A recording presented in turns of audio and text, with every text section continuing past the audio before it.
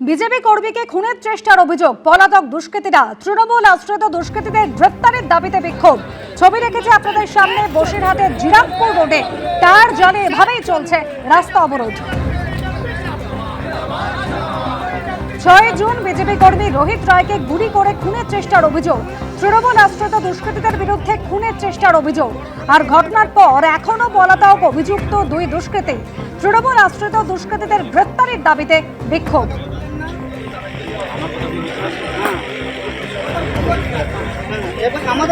একটা গাছ কাটতে যাবো তাও হিস্সা না আনতাল হিস্সা, একটা জমি বিক্রি করতে যাবো হিস্সা।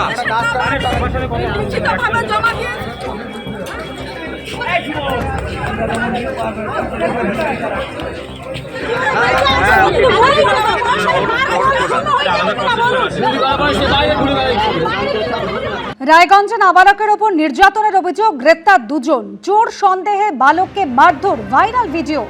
খেলতে যাওয়ার সময় নাবালককে চোর সন্দেহে গাছে বেঁধে মারধরের অভিযোগ। রায়গঞ্জ থানায় ইতিমধ্যে লিখিত অভিযোগ দায়ের করা হয়েছে।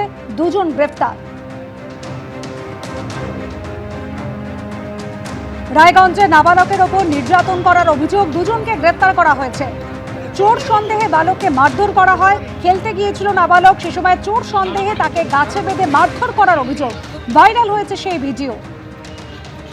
লিখিত অভিযোগ দায়ের করা হয় রায়গঞ্জ থানায় এবং সেই অভিযোগের পরিপ্রেক্ষিতে 2 জন গ্রেপ্তার।